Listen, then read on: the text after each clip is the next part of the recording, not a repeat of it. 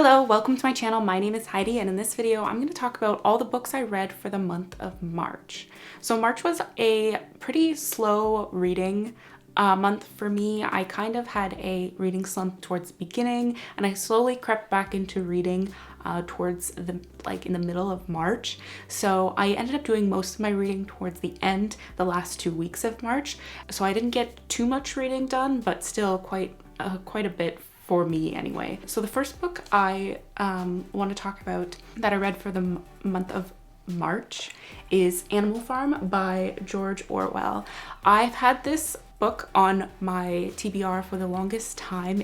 I read this book and finished it in one sitting. It's very short. It's not even 100 pages long. I didn't read it in school, but I've still always wanted to read it and find out about it if I liked it or not. So this book is about animals on a specific farm that are unhappy with the way their life is and the way they are treated by their farmer or the owner of the land, who is Mr. Jones. They want to rebel against him and to take over the farm for themselves. When they successfully take over the farm for themselves, they rename the farm to Animal Farm. Now, amongst all the animals, the pigs are known to be the most intelligent animals in the farm, so they end up taking leadership over the entire farm. The animals that are least intelligent would be, I believe, are the sheep. They don't know how to read very well. The pigs, they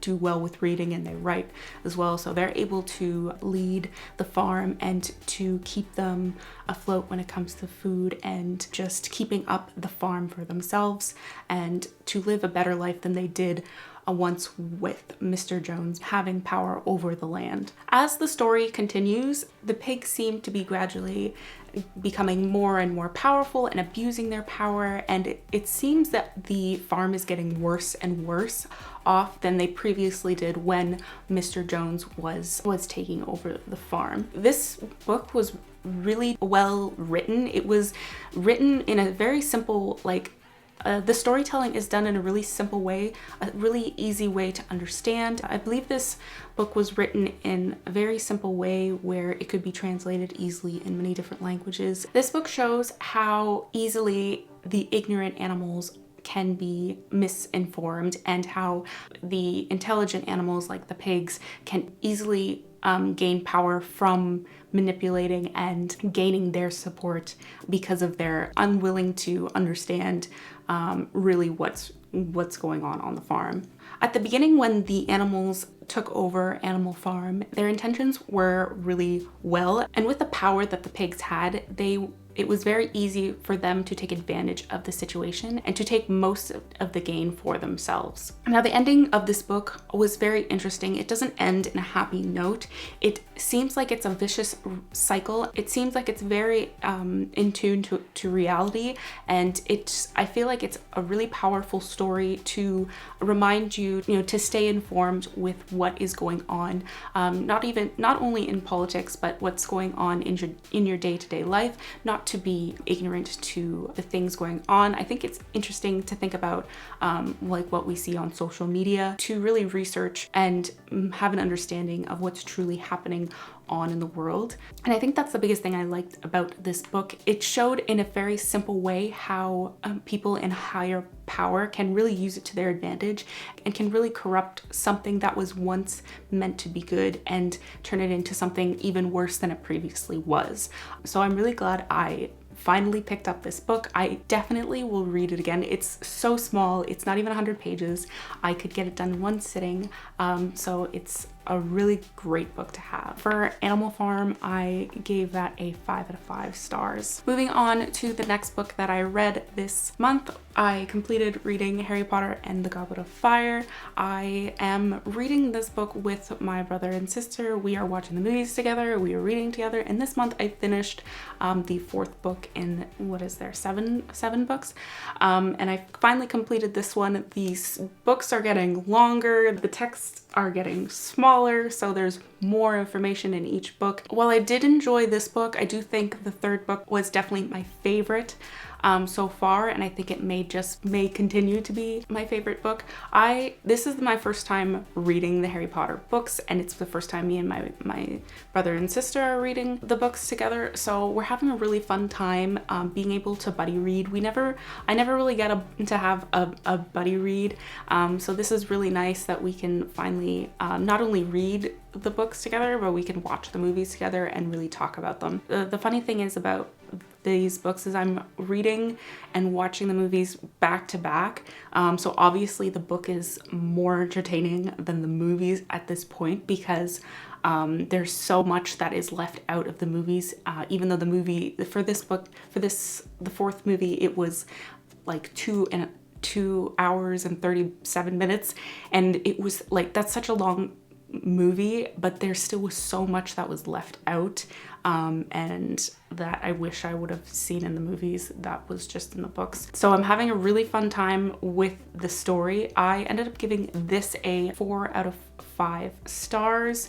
I was hesitant to give it a 4 out of 5. I was considering giving it a 3 or 3.5, but overall the story was really, really interesting. My biggest issue, I think, is the main character and the way that J.K. Rowling concludes her stories. Those are the biggest things that frustrate me the most. I don't think Harry is a very great main character. He doesn't seem to be a very strong, intelligent character. He allows most of his success is from people around him, Hermione a lot, helping him out, people wanting to protect him and save him from danger he's in. So that's something that really frustrates me. I wish that we could see the viewpoint of other characters and not just stick onto Harry. Also, the ending really frustrates me too, because it seems like there's a lot of the author telling me instead of showing me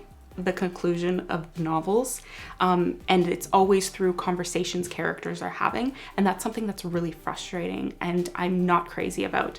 When I'm in those scenes where characters are talking to each other and discussing the situation of whatever scene was going on, or giving us background of what the situation is, I am enjoying the storyline, but I wish it was written in a different way. So that's my biggest issue. I understand, I think I've said this before in my other video of Harry Potter and the Prisoner of Azkaban. I understand why people love these books so much. I always thought that they were like overrated, and I guess you could argue that they may be. I understand why people love these books so much because of the world and the world building. It's really well done. I just wish we had a better main character. That would have been awesome. Oh, also another thing that was really great about this book, there was no Quidditch.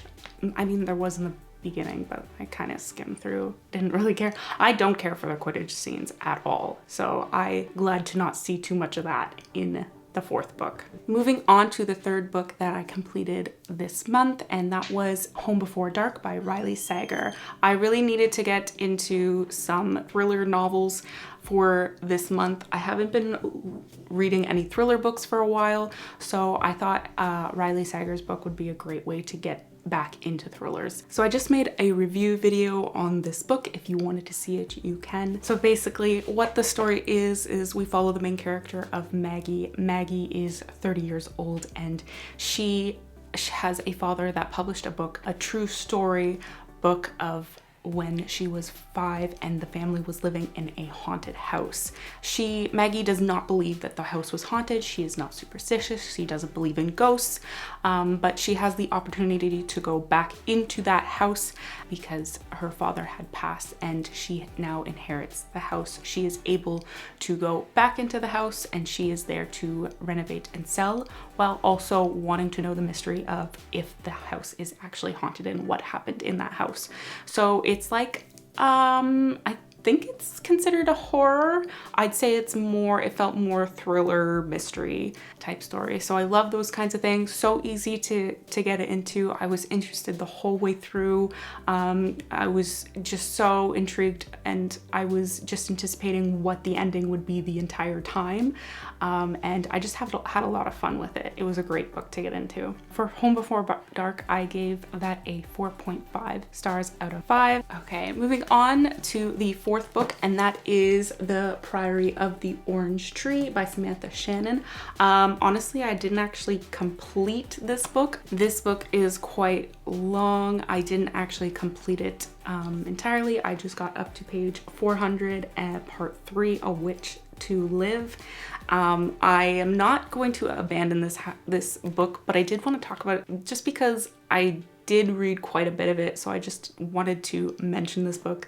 I'm not completely abandoning it, but I do kind of feel like reading something else and coming back to this later on. So this book is about 2 queendoms, and it has a lot of dragons. The first 400 pages seems to be kind of a slow burn for me, which isn't terrible. I do enjoy slow burns, but especially if it's like an adult fantasy novel, I kind of expect it to be a lot in the beginning, and then more towards the end there to be more action and more intense, quicker pace scenes. So I'm expecting the last half to go a lot quicker for me than the first half. It's always really tough for me to get into like fantasy books towards the beginning because it's just a lot to take in, especially if it's a new world for me. And I'm a slow reader, so, and that's not a big issue for me, but I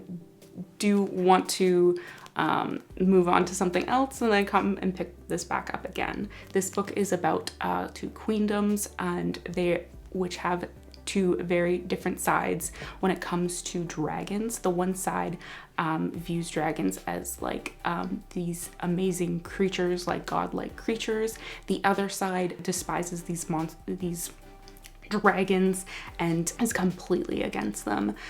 So I don't remember the last time I really read a book, I was gonna say that had a dragon, but I mean Harry Potter just has a dragon on the cover, but that really focused so much on dragons. So this is really nice to read. Again, I'm not abandoning it. I'm going to continue, but I just wanted to bring it up in this wrap up because I got 400 pages in, so I wanted to talk about that. It's looking like The Priory of the Orange Tree is going to be about a 4-star for me. We will see when it comes to the end of the last 400 pages. So that's all the books I read for the month of March. I didn't get to all the books I wanted to that I on my TBR for the month of March, but that's okay.